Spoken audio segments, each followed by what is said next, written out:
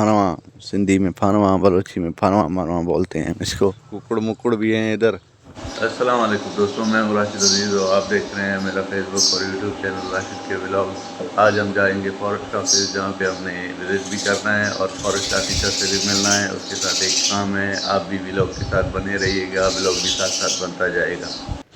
तो finally guys हम आ गए हैं फॉरेस्ट ऑफिस में। यहाँ पे बहुत से प्यारे प्यारे पौधे रखे हुए हैं जो अगस्त के लिए रखे हुए हैं स्टॉक। ये आप देख सकते हैं, ये सफ़ेदा है, मुश्कबैद, ये अमरूद है, ये स्वांजरा है। स्वांजरा भी एक पौधे का नाम है। ये बेद मुश्क है। यहाँ पे कुछ कलमें लगी हुई हैं जिनमें से कोई ये समझ में नहीं आ रहे हैं मुझे भी कौन से। कुकड़ मुकड़ भी हैं इधर।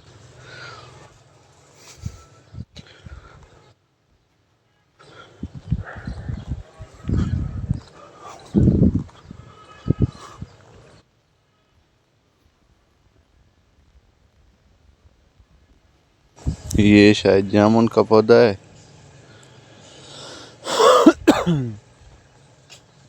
ये फालसे के पौधे हैं, फालसा।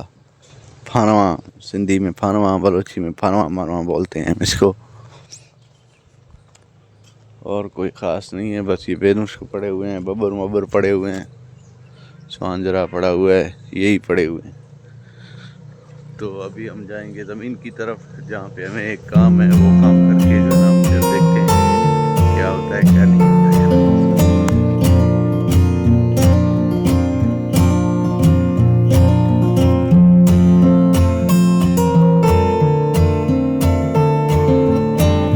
दोस्तों फाइनली मैं अपने ज़मीन पे पहुंच गया हूं, जहां पे मुझे ये काम करना था जो अभी आप वीडियो में देख रहे हैं। इसको कहते हैं ट्री गार्ड। पौधों को महफूज रखने के लिए, जानवरों से और छोटे बच्चों से, इंसानों से महफूज रखने के लिए इनको चारों तरफ से मैंने जो है ना लकड़ियों से बंद कर दिया है और इनके चारों तरफ मैंने कांटेदार लकड़ियाँ रख दी हैं। ये छोटे पौधे आज कमज़ोर लगते हैं, लेकिन यही बड़े दरख्त बनकर साया भी देंगे। गाँव की ज़िंदगी हमें यही सिखाती है कि हर बड़ी चीज़ की शुरुआत छोटी होती है। अगर आज हम इनका ख्याल रखें तो कल ये हमारी ज़मीन को खूबसूरत और ताकतवर बनाएंगी। ये खामोश क्लिप कुदरत की असल खूबसूरती को ज़ाहिर करते हैं।